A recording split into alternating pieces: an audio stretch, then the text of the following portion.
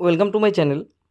Which stamps are used for the payment of postage, অর্থাৎ ডাক পেমেন্টের জন্য কোন স্টাম্প ব্যবহার করা হয়? রাইট আনসার হচ্ছে পোস্টেজ স্টাম্প, অর্থাৎ ডাক টিকিট ব্যবহার করা হয়। Revenue stamps are used by home, রাজস্ব স্টাম্প কার দ্বারা জারি করা হয়? বাই দ্য সেন্ট্রাল গভর্নমেন্ট, অর্থাৎ কেন্দ্রীয় সরকারের দ্বারা রেভিনিউ স্টাম্প কিন্তু ইস্যু করা হয়। Overseas orders, foreign orders of philately are executed at, ফিলাটেলির বিদেশি আদেশ কোথায় সম্পাদিত হয়? বোম্বে জিপিওতে। বোম্বে জিপিওতে ফিলাটেলিক ফরেন অর্ডার্সের ফিলাটেলি এক্সিকিউটেড কিন্তু ইস্যু হয়। Manufacturer and use of fictitious stamps for any purpose whatsoever is prohibited and is an offence under section 263A of the, যে কোনো উদ্দেশ্যে কাল্পনিক স্ট্যাম্প তৈরি করা এবং ব্যবহার করা যা খুবই নিষিদ্ধ এবং এটি 263 এর অধীনে একটি অপরাধ। ইন্ডিয়ান পেনাল কোড 1860, অর্থাৎ ভারতীয় পেনাল কোডের 1860 ধারাতে এটি কিন্তু অপরাধ। Which stamps are not allowed in payment of postage, ডাক পেমেন্টে কোন স্ট্যাম্প ব্যবহার করার জন্য অনুমোদিত নয়? দেখো, বাইলেটারেট অর্থাৎ ক্ষতবিক্ষত, ডিফেস্ট অর্থাৎ বিকৃত, কাট অর্থাৎ কাটিং করা, কাটা, অল দ্য অ্যাবভ, অর্থাৎ কোনো রকমভাবেই কিন্তু ডাক পেমেন্টের জন্য বিলিটারেটেড অর্থাৎ ক্ষতবিক্ষত, ডিফেস্ট অর্থাৎ কোনো বিকৃত আকারের, কাট এবং কাটা অর্থাৎ ছেঁড়া হলে কিন্তু সেই স্ট্যাম্প কিন্তু পেমেন্ট অফ পোস্টেজের জন্য ব্যবহার করা হবে না। রাইট আনসারটা উপরের সবকটি। However, reproduction of stamps is allowed for illustration purpose in a philately publication only in which color, তবে কোন রঙের শুধুমাত্র ফিলাটেলি প্রকাশনার চিত্রের উদ্দেশ্যে স্ট্যাম্পের পুনরুৎপাদন অনুমোদিত? ইন ব্ল্যাক কালার, অর্থাৎ কালো রঙের stamp.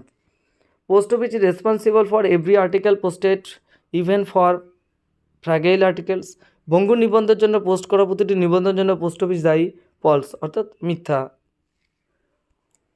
Every letter or parcel should be stamped with the date stamp of at least 2 post offices which are, অর্থাৎ প্রত্যেকটি চিঠি বা পার্সেল কিন্তু কমপক্ষে 2টি পোস্ট অফিসে ডেট স্টাম্প মারতে হবে। সেই 2টি পোস্ট অফিস কী কী? একটি হচ্ছে booking post office and destination post office, অর্থাৎ যেখানে বুক করা হবে, এবং আরেকটি হচ্ছে গন্তব্য পোস্ট অফিস, অর্থাৎ যে জায়গায় চিঠিটি পৌঁছাবে। Franking machine clause number, franking machine কত নাম্বার ক্লোজে আছে? Clause number 11, post office guide part 1, অর্থাৎ পিও গাইড পার্ট 1-এর ক্লোজ নাম্বার 11তে কিন্তু ফ্র্যাঙ্কিং মেশিন নিয়ে আলোচনা আছে। Which of the following articles are not afforded any greater security in transmission over other unregistered mail, নিম্নলিখিত নিবন্ধগুলির মধ্যে কোনটি অনন্য অনিবন্ধিত মেইলে ট্রান্সমিশনের ক্ষেত্রে কোনো বৃহত্তর নিরাপত্তা প্রদান করা হয় না? অর্থাৎ নিচের কোন লেটারের ক্ষেত্রে ট্রান্সমিশনের ক্ষেত্রে নিচের কোন আনরেজিস্টার্ড মেইলের ক্ষেত্রে কোনো গ্রেটার সিকিউরিটি দেওয়া হয় না? ফুললি প্রিপেইড আর্টিকেল, অর্থাৎ সম্পূর্ণ প্রিপেইড নিবন্ধ। আনপেইড আর্টিকেল, যে অবৈতনিক প্রবন্ধ যেগুলোতে পেইড কমপ্লিট থাকবে না।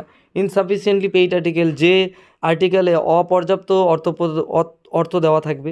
রাইট আনসার হচ্ছে 2 ও 3, অর্থাৎ যেগুলি আনপেইড আর্টিকেল, যে আর্টিকেলে সম্পূর্ণভাবে পেমেন্ট করা থাকবে না, এবং ইনসাফিসিয়েন্টলি পেইড আর্টিকেল, যে আর্টিকেলগুলোতে কিছুটা পেমেন্ট করা থাকবে, অর্ধেকটা বা কিছু অংশ পেমেন্ট করা থাকবে।